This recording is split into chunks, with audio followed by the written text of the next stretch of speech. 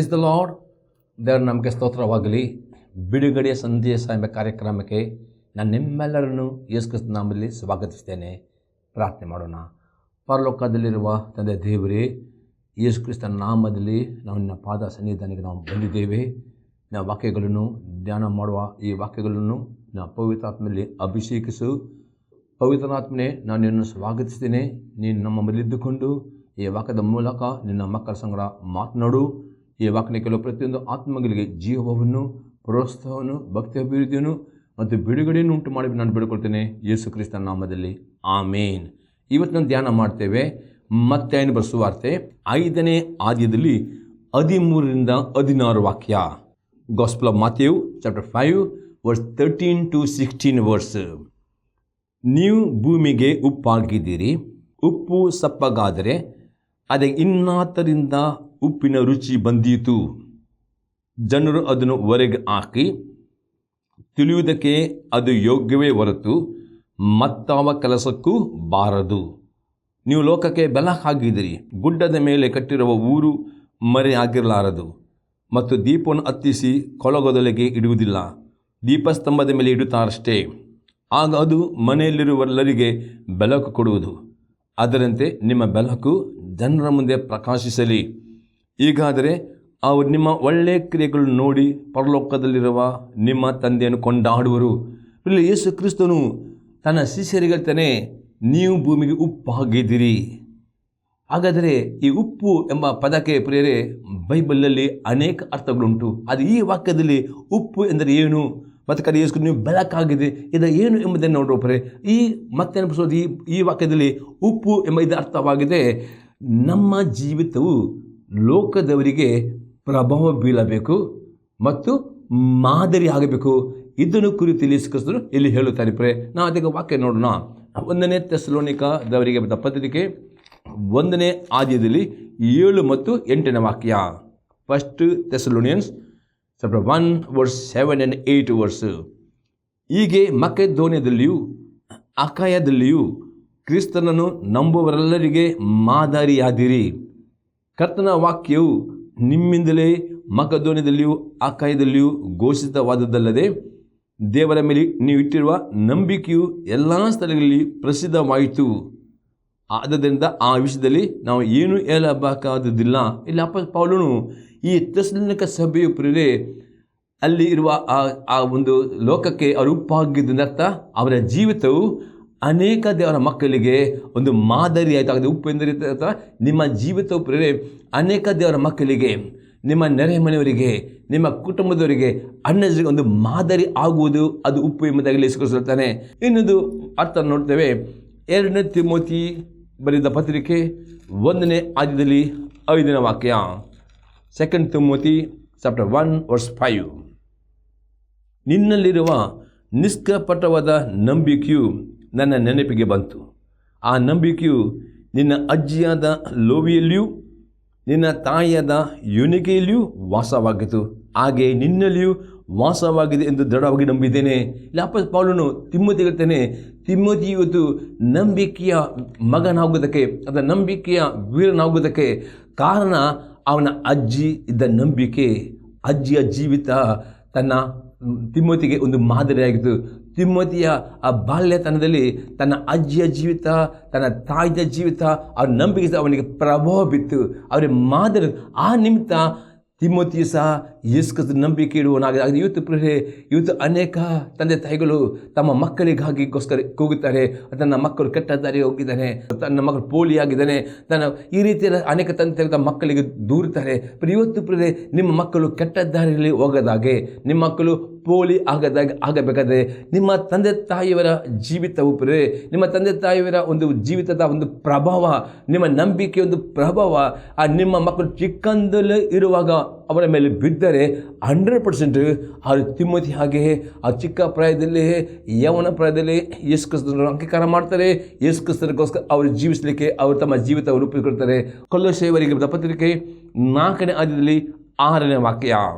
ಕೊಲೊಸ್ಸೆಯವರಿಗೆ ಬರೆದ ಪತ್ರಿಕೆ 4ನೇ ಅಧ್ಯಾಯದಲ್ಲಿ 6ನೇ ವಾಕ್ಯ. ಕೊಲೊಸಿಯನ್ಸ್ ಚಾಪ್ಟರ್ 4 ವರ್ಸ್ 6. ನಿಮ್ಮ ಸಂಭಾಷಣೆ ಯಾವಾಗಲೂ ಇಂಪಾಗಿಯೂ ರಸವತ್ತಾಗಿಯೂ ಇರಲಿ. ಹೀಗೆ ನೀವು ಯಾರಿಗೆ ಯಾವ ರೀತಿಯಲ್ಲಿ ಉತ್ತರ ಹೇಳಬೇಕೋ ಅದನ್ನು ತಿಳಿದುಕೊಳ್ಳುವಿರಿ. ಇಲ್ಲಿ ಅಪೊಸ್ತಲ ಪೌಲ್ ಹೇಳ್ತಾನೆ, ಕೊಲೊಸೆಯವರಿಗೆ ಬರ್ತದೆ, ನಿಮ್ಮ ಸಂಭಾಷಣೆ ಯಾವಾಗಲೂ ಇಂಪಾಗಿಯೂ ರಸವತ್ತಾಗಿ. ಹಾಗಾದರೆ ಇವತ್ತು ಪ್ರಿಯರೇ, ನಿಮ್ಮಲ್ಲಿ ನಿಜವಾದ ಉಪ್ಪು ಇರುವುದಾದರೆ ಗೊತ್ತಾಗುವುದು ನಿಮ್ಮ ಬಾಯಿ ಮಾತು. ಪ್ರಿಯ, ಇವತ್ತು ನಿಮ್ಮ ಬಾಯಲ್ಲಿ ಬರೋ ಮಾತು ಕೇಳುವವರ ಆತ್ಮಕ್ಕೆ ಉತ್ತೇಜನ ಉಂಟಾಗ್ತದೋ, ಅವರ ಆತ್ಮಕ್ಕೆ ಭಕ್ತಿ ವೃದ್ಧಿ ಆಗ್ತದೋ, ನಿಮ್ಮ ಮಾತಿನ ದೇವರಿಗೆ ಮಹಿಮೆ ಉಂಟಾಗ್ತದೋ ಪರೀಕ್ಷೆ ಮಾಡಿ. ಇವತ್ತು ಅನೇಕರು ಪ್ರಿಯರೇ ತಮ್ಮ ಬಾಯಿಂದ ಬರೋ ಮಾತು ಹುಚ್ಚು ಮಾತು, ಕುಚ್ಚುದೆ ಮಾತು, ಹೊಲಸು ಇದೆಲ್ಲ ಬಂದರೆ ಪರಿ ಅಲ್ಲಿ ಅರ್ಥ ನಿಮ್ಮಲ್ಲಿ ಉಪ್ಪು ಇಲ್ಲ, ಉಪ್ಪು ತಣ್ಣಗಾಗಿದೆ. ಪರಿ ಯಾವಾಗಲೂ ನಿಮ್ಮ ಮಾತಿನಲ್ಲಿ ಉಪ್ಪಿನ ರುಚಿ ಬರಬೇಕಾದರೆ ನಿಮ್ಮ ಹೃದಯದಲ್ಲಿ ದೇವರ ವಾಕ್ಯವು ತುಂಬಬೇಕು. ಅಪೊಸ್ತಲ ಪೌಲನು ಕೊಲೊಸೆಯವರಿಗೆ ಬರೆದ ಪತ್ರಿಕೆಯಲ್ಲಿ 3ನೇ ಅಧ್ಯಾಯದಲ್ಲಿ 16ನೇ ವಾಕ್ಯದಲ್ಲಿ ಈಗ ಹೇಳ್ತಾನೆ, ಕ್ರಿಸ್ತನ ವಾಕ್ಯವು ನಿಮ್ಮ ಹೃದಯಗಳಲ್ಲಿ ಸಮೃದ್ಧಿಯಾಗಿ ವಾಸಿಸಲಿ. ಎಷ್ಟು ನೀವು ದೇವರ ವಾಕ್ಯವನ್ನು ಹಗಲು ರಾತ್ರಿ ಓದಿತಿರೋ ಆಗ ಹೃದಯದಲ್ಲಿ ತುಂಬಿರೋ ಆ ವಾಕ್ಯವು ನಿಮ್ಮ ಬಾಯಿಂದ ಮಾತನಾಡುವಾಗ ಅದು ಕೇಳುವವರಿಗೆ ಇಂಪಾಗುತ್ತದೆ. ಇನ್ನೊಂದು ಎಕ್ಸಾಂಪಲ್ ನೋಡ್ತೇವೆ, ಇಬ್ರಿಯವರಿಗೆ ಬರೆದ ಪತ್ರಿಕೆ. ಇಲ್ಲಿ ಅಪೊಸ್ತಲ ಪೌಲನು ಇಬ್ರಿಯ 11ನೇ ಅಧ್ಯಾಯದಲ್ಲಿ ಅಲ್ಲಿರುವ ಎಲ್ಲ ನಂಬಿಕೆ ವೀರರ ಪಟ್ಟಿಯನ್ನು ಕೊಟ್ಟಿದ್ದಾನೆ. ಅಲ್ಲಿ ಅವನು ಹೇಳ್ತಾನೆ, ಈ ಎಲ್ಲ ನಂಬಿಕೆ ವೀರರು ಪಡೆ ಅವರ ಜೀವಿತವು, ಆ ನಂಬಿಕೆಯು ಅಲ್ಲಿರುವ ಜನರ ಮೇಲೆ ಪ್ರಭಾವ ಬಿತ್ತು. ಅದಕ್ಕೆ ಅವರು ಇವತ್ತು ಪರಲೋಕದ ಸಾಕ್ಷಿ ಇಟ್ಟಿದ್ದಾರೆ. ಹಾಗಾದರೆ ಇವತ್ತು ನೀವು ಯೇಸು ಕ್ರಿಸ್ತನ ನಂಬಿಕೆ ಇಟ್ಟಿದ್ದೆ ಬರೀ ಹೇಳಿದರೆ ಸಾಕುವುದಿಲ್ಲ. ನಿಮ್ಮ ನಂಬಿಕೆ ನಿಮ್ಮ ಕುಟುಂಬದಲ್ಲಿ, ನಿಮ್ಮ ನೆರೆಮನೆಯವರಿಗೆ, ನಿಮ್ಮ ಸಭೆಯಲ್ಲಿ, ನಿಮ್ಮ ಸ್ನೇಹಿತರಿಗೆ ನಿಮ್ಮ ನಂಬಿಕೆ ಪ್ರಭಾವ ಬೀಳಬೇಕು. ನಂಬಿಕೆಯು ಅವ್ರು ನೋಡಬೇಕು. ಆಗ ಮಾತ್ರ ಅದು ಅರ್ಥ ನೀವು ಅವರಿಗೆ ಉಪ್ಪಿನ ಹಾಗೆ ರುಚಿಕರ. ಅಂದರೆ ನಿಮ್ಮ ನಂಬಿಕೆ ನೀವು ಬರೀ ಎಷ್ಟು ನಂಬಿತೀರಿ ಹೇಳಿಕೊಂಡು ಆ ನಂಬಿಕೆಯ ಕ್ರಿಯೆಗಳು ಇಲ್ಲಿ ನೋಡ್ತೇವೆ. ಅಲ್ಲಿ ಆ ನಂಬಿಕೆಯವರು ತಮ್ಮ ನಂಬಿಕೆಯಿಂದ ದೇವರ ವಾಗ್ದಾನ ಪಡೆದುಕೊಂಡರು.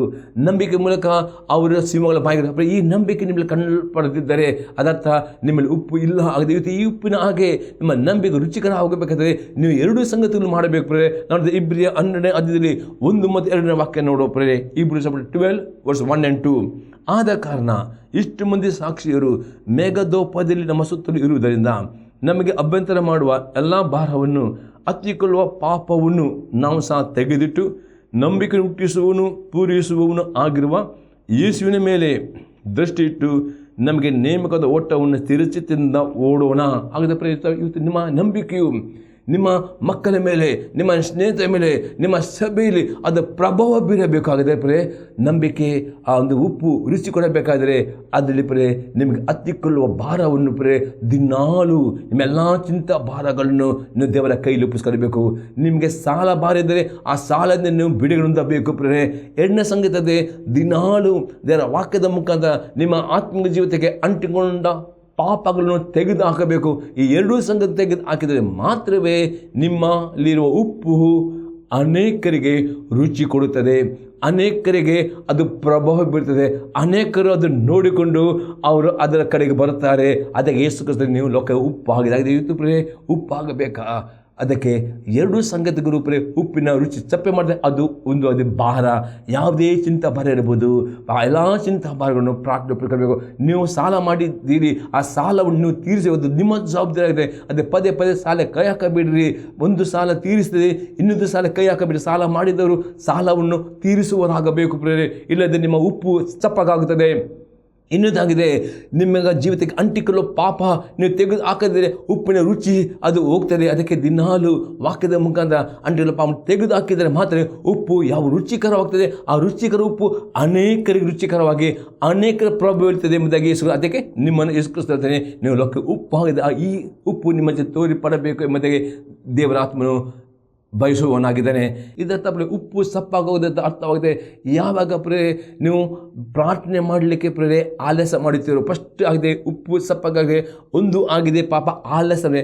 ಯಾವಾಗ ನೀವು ಪ್ರತಿದಿನ ವೈಯಕ್ತಿಕವಾಗಿ 1 ಗಂಟೆ ಅದು ಪ್ರಾರ್ಥನೆ ಮಾಡುವ, ಯಾವ ಈ ಪ್ರಾರ್ಥನೆ ಜೊತೆ ಆಲಸ್ಯವಾಗುತ್ತಿರೋ ಉಪ್ಪು ಸ್ವಲ್ಪ ತಣ್ಣಗಾಗ್ತದೆ. 2ನೇ ಸಂಗತಿ ಆಗಿದೆ, ಪ್ರತಿ ಆದಿತ್ಯವಾರ ಈ ಉಂಡಿಯದಲ್ಲಿ ಆದಿತ್ಯವಾರದ ರಜೆ ಉಂಟು.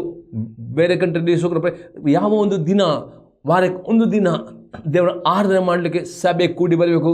ಇದಕ್ಕೆ ನೀವು ಆಲಸ್ಯ ಮಾಡಿಕೊಂಡು ಹೋಗಿದರೆ ನಿಮ್ಮಲ್ಲಿ ಉಪ್ಪಿನ ರುಚಿ ಸ್ವಲ್ಪ ತಣ್ಣಗಾಗಿ ಬರ್ತದೆ. 3ನೇದಾಗಿ ನಿಮ್ಮ ಚಿಂತಾ ಭಾರಗಳು, ನಿಮ್ಮ ಸಾಲ ಭಾರಗಳನ್ನು ತೆಗೆದು ಹಾಕುವುದಿಲ್ಲವೋ ಉಪ್ಪು ತಣ್ಣಗಾಗ್ತಾ ಬರ್ತದೆ. 4ನೇದಾಗಿ ನಿಮ್ಮ ಜೀವಿತದ ಪಾಪಗಳನ್ನು ತೆಗೆದು ಹಾಕುವುದಿಲ್ಲವೋ ಆಗ ಉಪ್ಪು ತನ್ನ ತಪ್ಪಗದೆ ಮತ್ತು ಆ ತಪ್ಪಗದ ಉಪ್ಪು ಪ್ರೇರೆ ಅದು ಪರಿಪೂರ್ಣ ಅದು ಲೋಕಕ್ಕೆ ಹಿಂತಿರುಗಿ ಹೋಗ್ತಾನೆ. ಅವನು ತನ್ನ ಜೀವಿತ ಸಾಕ್ಷಿ ಕಳೆದುಕೊಳ್ತಾನೆ.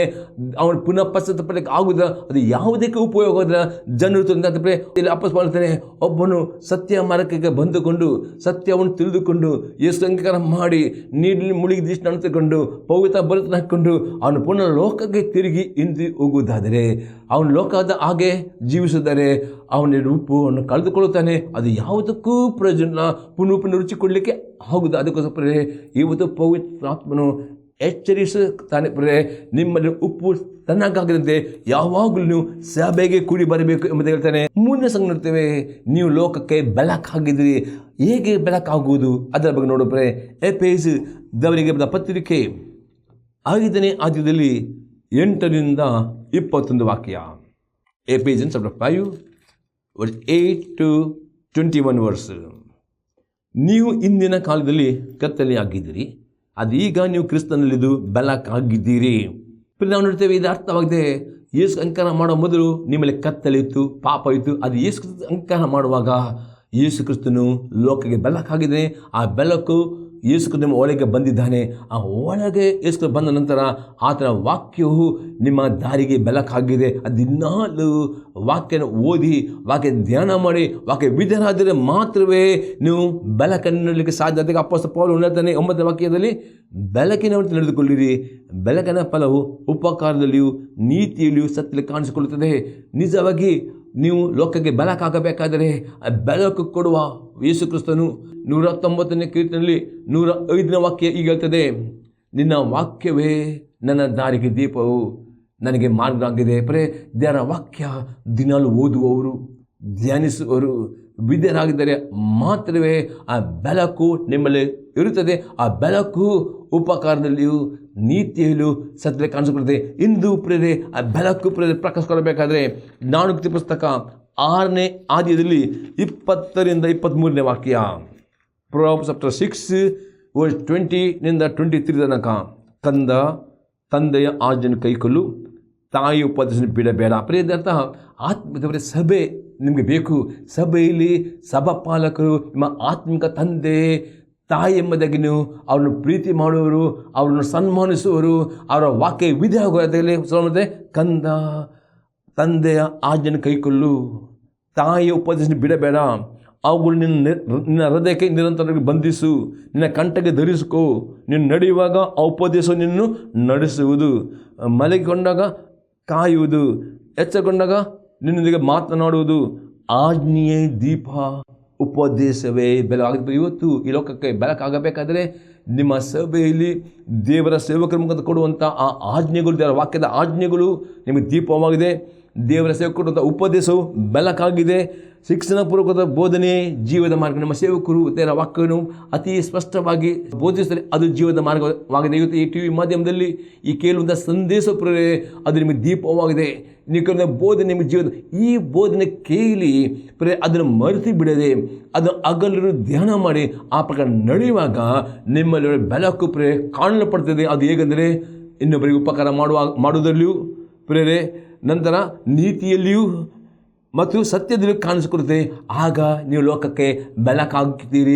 ಬೇರೆ ಆ ಬೆಳಕನ್ನು ನೋಡಿಕೊಂಡು ದೇವರು ಕೊಂಡಾಡ್ತಾರೆ. ಒಂದು ವೇಳೆ ದೇವರ ವಾಕ್ಯ ಎಂಬ ಬೆಳಕು ನೀವು ಆ ಸ್ವೀಕಾರ ಮಾಡಿದಲು, ದೇವರ ಸೇವೆ ಕೊಟ್ಟ ಈ ಉಪದೇಶವನ್ನು TV ಮಾಧ್ಯಮದಲ್ಲಿ ನಿಮ್ಮ ಸಭೆಯಲ್ಲಿ ಕೊಡುವಂಥ ಉಪದೇಶವನ್ನು ಸ್ವೀಕಾರ ಮಾಡಿದಲು, ಆಗ ಬೆಳಕು ನಿಮ್ಮಲ್ಲಿ ಇರದೆ ಕತ್ತಲೆಯು ಜಾಸ್ತಿ ಅದೇ. ಆ ಕತ್ತಲೆಯು ಅದು ಕತ್ತಲೆ ಅದಕ್ಕೆ ನೀವು ಕತ್ತಲೆಯಲ್ಲಿ ಅಲ್ಲ, ನೀವು ಬೆಳಕನಾಗಿದ್ದೀರಿ. ಬೆಳಕನ್ನು ನಡೆದುಕೊಳ್ಳಬೇಕಂತ ಅಪೊಸ್ತಲನು ಇಲ್ಲಿ ಹೇಳುತ್ತಾನೆ. 10ನೇ ವಾಕ್ಯದಲ್ಲಿ ಆತನು ಹೇಗೆ ಹೇಳ್ತಾನೆ, ಕರ್ತನಿಗೆ ಮೆಚ್ಚುಗೆಯಾದದ್ದು ಏನೆಂಬುದನ್ನು ಪರಿಶೋಧಿಸಿ ತಿಳ್ಕೊಳ್ಳಿರಿ. ನೀವು ಮಾಡೋ ಕೆಲಸವಾಗ್ಬೋದು, ನೀವು ಮಾಡೋ ಬಿಸ್ನೆಸ್ ಆಗ್ಬೋದು, ಪ್ರತಿಯೊಂದು ಸಂಗತಿ ಮಾಡುವಾಗ ದೇವರ ಹತ್ರ ಬೀಳಿರಿ. ದೇವರ ಆತ್ಮನೇ, ನಾನು ಮಾಡೋ ಕೆಲಸ, ನಾನು ಮಾಡೋ ಬಿಸ್ನೆಸ್ ಏನೆಲ್ಲ ನೀವು ಮಾಡಲಿಕ್ಕೆ ಉಂಟು, ಅದು ದೇವರಿಗೆ ಮೆಚ್ಚುತ್ತದೋ, ದೇವರ ಚಿತ್ತವು ಎಂಬುದಾಗಿ ಪರಿಶೋಧಿಸಿ ತಿಳ್ಕೊಳ್ಳಬೇಕು. ಹಾಗೆ ಮಾಡಿದರೆ ಮಾತ್ರವೇ ನಿಮ್ಮ ಬಿಸ್ನೆಸ್ ಆಗ್ಬೋದು, ನಿಮ್ಮ ಕೆಲಸ ಆಗ್ಬೋದು, ನಿಮ್ಮ ಕುಟುಂಬ ಜೀವಿತ ಆಗ್ಬೋದು, ಲೋಕದ ಜನರಿಗೆ ಬೆಳಕಾಗುತ್ತದೆ. ಒಂದು ವೇಳೆ ನಿಮ್ಮ ಜೀವಿತ ಬೆಳಕಾಗದಿದ್ದರೆ, ನಿಮ್ಮ ಕುಟುಂಬವು ಬೆಳಕಾಗಿದ್ದರೆ ದೇವರ ನಾಮಕ್ಕೆ ದೂಷಣೆ ಬರುತ್ತದೆ. ಅದಕ್ಕೆ ದೇವರ ನಾಮಕ್ಕೆ ಮಹಿಮೆ ಬರಬೇಕಾ, ನಿಮ್ಮ ಒಳಗೆ ಬೆಳಕಿರಬೇಕು. ಆ ಬೆಳಕು ಕಾಣಲ್ಪಡಬೇಕಾ ಪ್ರತಿಯೊಂದು ಸಂಗತಿಯನ್ನು ದೇವರು ಮೆಚ್ಚಿಕ ಅದನ್ನು ಪರಿಶೋಧಿಸಿ ತಿಳಿದುಕೊಂಡು ಮಾಡುವುದಾದರೆ ಮಾತ್ರವೇ ನೀವು ಬೆಳಕಾಗಿದ್ದೀರಿ ಎಂಬುದಾಗಿ ಅಪೊಸ್ತಲನು ಹೇಳುತ್ತಾನೆ. ಆನಂದನ ವಾಕ್ಯ ಹೇಳ್ತಾನೆ, ಕತ್ತಲೆಗೆ ಸಂಬಂಧವಾದ ಕೃತ್ಯಗಳ ಯಾವ ಪ್ರಯೋಜನವೂ ಬರಲಾರದು. ಕತ್ತಲೆ ಅಂದರೆ ಪಾಪಕ್ಕೆ ಸಂಬಂಧಪಟ್ಟದ್ದು, ಅನೀತಿ, ಅನ್ಯಾಯ, ಮೋಸತನ, ವಂಚನೆ, ಸುಳ್ಳು ವ್ಯಾಪಾರ ಮಾಡುವುದು, ಇದೆಲ್ಲ ಮಾಡಿದರೆ ಅದರಲ್ಲಿ ಪ್ರಯೋಜನ ಬರುವುದಿಲ್ಲ. ಸ್ವಲ್ಪ ಸಮಯ ಸುಳ್ಳು ಮಾತಾಡಿಕೊಂಡು ಸುಳ್ಳು ಬಿಸ್ನೆಸ್ ಮಾಡಿ, ನಕಲಿ ಬಿಸ್ನೆಸ್ ಮಾಡಿ ಆಶೀರ್ವಾದ ಬರಬಹುದು, ಆದರೆ ಅದು ಶಾಶ್ವತ. ಅದಕ್ಕೆ ವಾಪಸ್ ಬರದೆ ಕತ್ತಲೆಗೆ ಪಾಪಕ್ಕೆ ಸಂಬಂಧಪಟ್ಟ ಯಾವ ಕೃತ್ಯಗಳು ಆಗ್ಬೋದು, ಬಿಸ್ನೆಸ್ ಆಗ್ಬೋದು, ಯಾವುದಾದರೂ ಅದರಲ್ಲಿ ಪ್ರಯೋಜನ ಬರುವುದಿಲ್ಲ. ಅದಕ್ಕೆ ಅವನು ಹೇಳ್ತಾನೆ, ಅವುಗಳಲ್ಲಿ ಪಾಲುಗಾರರಾಗಿರದೆ ಅವುಗಳನ್ನು ಬೇಲಿಗೆ ತಂದು ಖಂಡಿಸಿರಿ. ದೇವರ ವಾಕ್ಯವೇ ಬೆಳಕಾಗಿದೆ. ಶಿಕ್ಷಣ ಪೂರ್ವಕದ ಬೋಧನೆ ಜೀವದ ಮಾರ್ಗವಾಗಿದೆ. ಉಪದೇಶಕ್ಕೆ ವಾಕ್ಯಕ್ಕೆ ಯಾವುದು ಅದು ಸರಿ ಬರುವುದಿಲ್ಲ. ಅದಕ್ಕೆ ಇಲ್ಲ ಅಂಥ ಸಂಗತಿಗಳನ್ನು ಖಂಡಿಸಬೇಕು. ಅದು ಕತ್ತಲೆ ಆ ಕತ್ತಲೆ ಸಂಗತಿಗೆ ನೀವು ನಿಮ್ಮ ಜೀವಿತ ಅವಕಾಶ ಕೊಟ್ಟರೆ, ಆ ಕತ್ತಲೆ ಸಂಗತಿಯಲ್ಲಿ ನೀವು ಬಿಸ್ನೆಸ್ ಮಾಡಿದರೆ ನಿಮ್ಮಲ್ಲಿ ಬೆಳಕು ಕತ್ತಲೆ ಅದಕ್ಕೆ ಅವಕಾಶ ಕೊಡಬಾರದು ಎಂಬುದಾಗಿ ಅಪೊಸ್ತಲನು ಹೇಳ್ತಾನೆ. ಅನ್ನನ ವಾಕ್ಯದಲ್ಲಿ ನೋಡ್ತೇವೆ, ಆ ಜನರು ರಹಸ್ಯವಾಗಿ ನಡೆಸುವ ಕೆಲಸಗಳನ್ನು ಕುರಿತು ಮಾತನಾಡುವುದಾದರೂ ನಾಚಿಕೆ ಕಾರಣವಾಗಿದೆ. ಈ ಲೋಕದಲ್ಲಿ ಜನರು ರಹಸ್ಯವಾಗಿ ಕೆಟ್ಟತನದಲ್ಲಿ, ಮೋಸತನದಲ್ಲಿ, ನಾನಾ ರೀತಿಯಲ್ಲಿ ಪಾಪಗಳು ಮಾಡಿ ಅಂಥ ಸಂಗತಿ ದೇವರ ಮಕ್ಕಳು ಮಾತನಾಡುವುದರೂ ಸಹ ನಾಚಿಕೆ ಕಾರಣವಾಗಿದೆ ಎಂಬುದಾಗಿ ಅಪೊಸ್ತಲನು ಹೇಳ್ತಾನೆ. 13ನೇ ವಾಕ್ಯದಲ್ಲಿ, ಬೆಳಕಿನಿಂದ ಎಲ್ಲ ಕೃತ್ಯಗಳ ನಿಜ ಗುಣ ತೋರಿ ಬರುತ್ತದೆ. ಅದರ್ಥ ಬೆಳಕು ದೇವರ ವಾಕ್ಯ, ದಿನಾಳು ದೇವರ ವಾಕ್ಯ ಓದುವುದಾದರೆ, ವಾಕ್ಯ ಧ್ಯಾನ ಮಾಡುವುದಾದರೆ, ಶಿಕ್ಷಣ ಪಡೆದ ಬೋಧನೆ ಸ್ವೀಕಾರ ಮಾಡಿದರೆ ನಿಮಗೆಲ್ಲ ಕೃತ್ಯಗಳ ನಿಜ ಗುಣ ಕತ್ತಲೆ ಎಂದು ಯಾವುದು ಎಂಬುದಾಗಿ ನಿಮಗೆ ಅತಿ ಸ್ಪಷ್ಟವಾಗಿ ದೇವರ ವಾಕ್ಯದ ಉಪದೇಶ ನಿಮಗೆ ತೋರಿಸಿಕೊಡುತ್ತದೆ ಎಂಬುದು ಅಪೊಸ್ತಲನು ಹೇಳ್ತಾನೆ. ಅನ್ನಂಥದ್ದೇ ಆದುದರಿಂದ ಕೆಟ್ಟದ್ದು ಕೆಟ್ಟದೇ ಎಂದು ಕಾಣಿಸುವುದು. ದೇವರ ವಾಕ್ಯ ಓದಿದರೆ, ವಾಕ್ಯ ಧ್ಯಾನ ಮಾಡಿದರೆ, ವಾಕ್ಯದ ಕೇಳಿದರೆ ಮಾತ್ರವೇ ಕೆಟ್ಟದ್ದು ಯಾವುದು ಎಂಬುದಕ್ಕೆ ಗೊತ್ತಾಗ್ತದೆ. ಆ ಕೆಟ್ಟದ್ದನ್ನು ಬಿಡಲಿಕ್ಕೆ, ಕತ್ತಲೆಯನ್ನು ದೂರ ಮಾಡಲಿಕ್ಕೆ ಆಗ್ತದೆ. ಒಂದು ವೇಳೆ ವಾಕ್ಯ ನೀವು ಓದಿಲ್ಲವೋ, ವಾಕ್ಯ ಧ್ಯಾನ ಮಾಡಿದೆವು, ಈ ಶಿಕ್ಷಣ ಬೋಧನೆ ಸ್ವೀಕಾರ ಮಾಡಿದೆವು, ನಿಮ್ಮ ಸಭೆಯಲ್ಲಿ ದೇವರ ಸೇವಕರು ಉಪತಿಯನ್ನು ಸ್ವೀಕಾರ ಮಾಡಿದೆವು, ನಿಮ್ಮ ಕತ್ತಲೆ ಅದು ತುಂಬಲ್ಪಟ್ಟರೆ ನೀವು ಲೋಕಕ್ಕೆ ಬೆಳಕಾಗುವುದಿಲ್ಲ. ನೀವು ಬೆಳಕಾಗಬೇಕಾದ್ರೆ ಕತ್ತಲೆ ನಿಮ್ಮೊಳಗೆ ಬರದಂತೆ, ಪಾಪ ನಿಮಗೆ ಬರದಂತೆ ಎಚ್ಚರಿಕೆ ಎಂದು ಅಪೊಸ್ತಲನು ಹೇಳ್ತಾನೆ. 14 ಸಂಘ ನೋಡ್ತೇವೆ, ಆದುದರಿಂದ ನಿದ್ರೆ ಮಾಡುವವನೇ ಎಚ್ಚರವಾಗು. ಯಾವಾಗ ಪ್ರಾರ್ಥನೆ ಮಾಡ್ತೀರೋ ಆಗ ಪವಿತ್ರಾತ್ಮನು ನಿಮಗೆ ಅಭಿಷೇಕ ಮಾಡುತ್ತಾನೆ, ಪವಿತ್ರಾತ್ಮನು ನಿಮಗೆ ಬೆಳಕು ಕೊಡುತ್ತಾನೆ. ಆಗ ಮಾತ್ರ ನಿಮ್ಮ ಜೀವಿತದಲ್ಲಿ ಬೆಳಕು ತೋರಲ್ಪಡುತ್ತೆ. ಒಂದು ವೇಳೆ ನಿಮ್ಮಲ್ಲಿ ಪ್ರಾರ್ಥನೆ ಜೀವಿತವಿಲ್ಲವೋ, ವಾಕ್ಯವನ್ನು ಓದಿಲ್ಲವೋ, ವಾಕ್ಯ ಧ್ಯಾನ ಮಾಡಿದಲು, ಈ ಟಿ ವಿ ಮಧ್ಯ ಬರೋದ ಶಿಕ್ಷಣ ಬೋಧನೆ ನೀವು ಸ್ವೀಕಾರ ಮಾಡಿದಲು, ನಿಮ್ಮ ಸಭೆಯಲ್ಲಿ ಆತ್ಮಿಕ ತಂದೆಯಾದ ಆ ಸಭಾಪಾಲಕರು ಕೊಡುವಂಥ ಆ ಉಪದೇಶ ಸ್ವೀಕಾರ ಮಾಡಿದಲು, ನಿಮ್ಮ ಬೆಳಕು ಕತ್ತಲಾದರೆ ಅದು ದೇವರಿಗೆ ಮಹಿಮೆ ಬರುವುದಿಲ್ಲ. ಅದು ಯೇಸುಕ್ರಿಸ್ತನಿಗೆ ನೀವು ಲೋಕಕ್ಕೆ ಬೆಳಕಾಗಬೇಕು, ನಿಮ್ಮ ಕುಟುಂಬದಲ್ಲಿ ಬೆಳಕಾಗಬೇಕು, ಕೆಲಸ ಮಾಡೋ ಸ್ಥಳದಲ್ಲಿ ಬೆಳಕಾಗಬೇಕು, ನಿಮ್ಮ ನೆರೆ ಮನೆ ಬೆಳಕು ನೋಡಿಕೊಂಡು ನಿಮ್ಮ ಒಳ್ಳೆಯ ನೋಡಿಕೊಂಡು ಅವ್ರ ಕೊಂಡಾಡಬೇಕು ಮತ್ತು ಯೇಸುಕ್ರಿಸ್ತ ಹೇಳ್ತಾನೆ. 15 ವಾಕ್ಯ ಓದ್ತಾನೆ.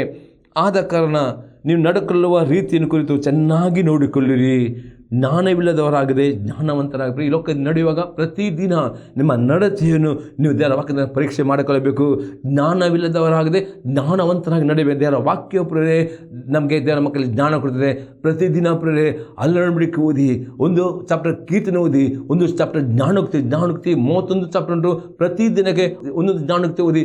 ಜ್ಞಾನೋಕ್ತಿಯಲ್ಲಿ ಅನೇಕ ಜ್ಞಾನದ ಮಾತುಗಳುಂಟು. ಈ ಲೋಕದಲ್ಲಿ ಜ್ಞಾನವಂತ ನಡೆಯಲಿಕ್ಕೆ ಆಗ ಹೊಸ ಮುಡಿಕೆ ಓದಿ ಹೊಸ ಮುಡಿಕೆ ಈ ರೀತಿ ನೀವು ಜ್ಞಾನವಂತರಾಗಬೇಕು. ಯಾಕೆಂದರೆ 16 ವಾಕ್ಯ, ಈ ದಿನಗಳು ಕೆಟ್ಟವುಗಳಾಗಿವೆ.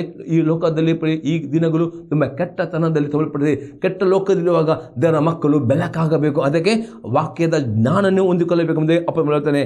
ಆದ್ದರಿಂದ ಕಾಲವನ್ನು ಸುಮ್ಮನೆ ಕಳ್ಕೊಳ್ಳಿರಿ, ಅದು ಬೆಲೆಯುಳ್ಳನ್ನು ಉಪಯೋಗಿಸಿಕೊಳ್ಳಿರಿ. ನಿಮಗೆ ಸಿಕ್ಕದ ಸಮಯವನ್ನು ವ್ಯರ್ಥ ಮಾಡಬೇಡ್ರಿ. ಆದಷ್ಟು ವಾಕ್ಯ ಓದಿರಿ, ವಾಕ್ಯ ಧ್ಯಾನ ಮಾಡಿರಿ, ಸಭೆಗೆ ಸೇರಿ ಬನ್ನಿರಿ. ಎಷ್ಟು ವಾಕ್ಯ ಕೇಳುತ್ತೀರೋ ಓದಿ ಅಷ್ಟು ದೇವರ ಜ್ಞಾನವನ್ನು ಹೊಂದಿಕೊಳ್ಳುತ್ತೀರಿ. ಅದಕ್ಕೆ ಬೆಲೆಯುಳ್ಳದೆಂದು ನಿಮ್ಮ ಸಮಯನ ಉಪಯೋಗ ಮಾಡಿಕೊಳ್ಳಬೇಕು, ಇನ್ನು ಸಮಯನ ಹಾಳು ಮಾಡಬಾರ್ದು ಮೇಲೆ ಅಪ್ಪ ಹೇಳ್ತಾನೆ. 17 ವಾಕ್ಯತೆ, ಮತ್ತು ಬುದ್ಧಿಹೀನರಾಗಿ ನಡೆಯದೆ ಕರ್ತನ ಚಿತ್ತವೇನೆಂದು ಬಿಸಿದವರಾಗಿ ನೀವು ಪ್ರತಿಯೊಂದು ಬಿಸ್ನೆಸ್ ಮಾಡುವಾಗ ಆಗ್ಬೋದು, ನಿಮ್ಮ ಲೈಫ್ ಪಾರ್ಟ್ನರ್ ಆರಿಸಿಕೊಳ್ಳುವಾಗ್ಬೋದು, ಏನು ಮಾಡುವಾಗಲೂ ದೇವರ ಸೇವೆ ಮಾಡುವುದ ಇದು ಕರ್ತನ ಚಿತ್ತವೋ ಎಂಬುದಾಗಿ ಕೇಳಬೇಕು ದೇವರ ಹತ್ರ. ಆಗ ದೇವರ ಚಿತ್ತ ಕೇಳಿ ನಡೆಯುತ್ತಾರೆ ಮಾತ್ರವೇ ನಿಮ್ಮ ಸೇವೆ, ನಿಮ್ಮ ಕೆಲಸ, ನಿಮ್ಮ ಬಿಸ್ನೆಸ್, ನಿಮ್ಮ ದಾಂಪತ್ಯ ಜೀವಿತವು ಲೋಕದೊಂದಿಗೆ ಬೆಳಕು ಕೊಡ್ತದೆ. ಒಂದು ದೇವರ ಚಿತ್ತ ಪ್ರಕಾರ ಮಾಡಿದಲೋ ಲೋಕದಲ್ಲಿ ಅದು ಬೆಳಕು ಕೊಡೋದು ಕತ್ತ. ಅದಕ್ಕೆ ಅಪ್ಪ ಹೇಳ್ತಾನೆ, ನಿಮ್ಮ ನೀವು ಬುದ್ಧಿನ ನಡೆಯದೆ ಕರ್ತನ ಚಿತ್ತವೇ ನಿಮ್ಮದು ವಿಷಯ ತಿಳಿದವರಾಗಬೇಕು ಎಂದು ಹೇಳ್ತಾನೆ. ಮತ್ತು 18 ಪವಿತ್ರಾತ್ಮ ಭರಿತರಾಗಬೇಕು ಪ್ರೇ. ಪವಿತ್ರ ಭರಿತರಾಗುತ್ತಾ ದಿನಾಲು ಪ್ರೇ ಕೀರ್ತನೆಯಿಂದಲೂ ಸ್ತುತಿ ಪದಗಳಿಂದ ಅನ್ಯ ಭಾಷೆಯಿಂದ ಪ್ರಾರ್ಥನೆ ಮಾಡುವಾಗ ನೀವು ಪವಿತ್ರ ಭರಿತರಾಗ್ತಾನೆ. ಅದು ವೆರಿ ಇಂಪಾರ್ಟೆಂಟ್ ಪ್ರೇ. ದೇವರ ಆತ್ಮನಿಂದ ನೀವು ತುಂಬಲ್ಪಡಬೇಕಾ? ಪ್ರಾರ್ಥನೆ ಬೇಕು, ಸ್ತುತಿ ಆರಾಧನೆ ಬೇಕು, ಅನ್ಯ ಭಾಷೆಯಲ್ಲಿ ಪ್ರಾರ್ಥನೆ ಬೇಕು. ಆಗ ಪವಿತ್ರ ಭರಿತರಾಗುವ ಪವಿತ್ರಾತ್ಮ ನಿಮಗೆ ಲೋಕ ಆಡಿರುತ್ತೆ. ಆಗ ನೀವು ಬೆಳಗ್ಗೆ ಮಾಡುವ ಉಪಕಾರವು ನೀತಿ ಸತ್ಯದಲ್ಲಿ ಬರುವಾಗ ಲೋಕ ಜನರು ನಿಮ್ಮ ಕುಟುಂಬದವ್ರ ಮಿಶ್ರ ನೋಡಿ ನಿಜವೇ ನೀವು ಲೋಕ ಬೆಳಕಾಗಿದ್ದೀರಿ, ಆ ಬೆಳಕಿನ ಒಳ್ಳೆಕೆ ನೋಡೋ ಪರವನ್ನು ಕೊಂಡಾಡ್ತಾರೆ. ಆ ಬೆಳಕು ಅವರನ್ನು ಕ್ರಿಸ್ತನ ಕಡೆಗೆ ಆಕರ್ಷಿಸದೆ ಮತ್ತು ನಿಮ್ಮ ಜೀವಿತ ರುಚಿಕರವಾಗಬೇಕು. ನಿಮ್ಮ ಮಾತು ಆವಾಗ ಮಾತ್ರ ನೀವು ಅನೇಕ ಕುಟುಂಬಗಳು ಅನೇಕರು ಗೆಲ್ಲಿಗೆ ಸಾಧ್ಯವಾಗ್ತದೆ. ಅದಕ್ಕೆ ಯೇಸು ಕ್ರಿಸ್ತ ನಿಮ್ಮನ್ನು ಹೇಳ್ತಾನೆ, ನಿಮ್ಮ ಲೋಕಕ್ಕೆ ಉಪ್ಪಾಗಬೇಕು, ಬೆಳಕಾಗಬೇಕು. ಬರೀ ಸಂದೇಶ ನಿಮ್ಮಲ್ಲಿ ಉತ್ತೇಜನ ಉಂಟು ಹೋದರೆ ನಿಮ್ಮ ಅಭಿಪ್ರಾಯ ತಿಳಿಸಿರಿ. ನಿಮ್ಮನ್ನು ಪ್ರಾರ್ಥನೆ ಮಾಡ್ತೇನೆ. ಪ್ರಾರ್ಥನೆ ಮಾಡೋಣ. ತಂದೆ ದೇವರೇ, ಯೇಸು ಕ್ರಿಸ್ತ ನಾಮದಲ್ಲಿ ಸ್ತೋತ್ರವನ್ನು ಕೊಂಡಾಡ್ತಾನೆ. ಈ ಸಂದೇಶದ ಪ್ರತಿಯೊಬ್ಬ ಮಕ್ಕಳ ಹತ್ರ ನೀನು ಮಾತನಾಡಿದ್ವಿ. ಅದು ಪ್ರತಿಯೊಬ್ಬರು ದೇವ ಈ ಲೋಕಕ್ಕೆ ಉಪ್ಪಾಗಿರುವಂತೆ, ಲೋಕಕ್ಕೆ ಬೆಳಕಾಗಿರುವಂತೆ ಹೇಗೆ ಜೀವಿಸಬೇಕೆಂಬುದಾಗಿ ನೀವು ಕೊಟ್ಟ ಈ ವಾಕ್ಯವನ್ನು ಎಲ್ಲರೂ ಕೇಳಿ ಆ ಪ್ರಕಾರ ನಡೆದುಕೊಂಡು ಜೀವಿತ ನಿನ್ನ ಕೃಪೆಯನ್ನು ಪ್ರತಿಯೊಬ್ಬರಿಗೆ ಕೊಡಬೇಕೆಂದು ಬೇಡ್ಕೊಳ್ತೇನೆ. ಯೇಸು ಕ್ರಿಸ್ತನ ನಾಮದಲ್ಲಿ ಆಮೇನ್.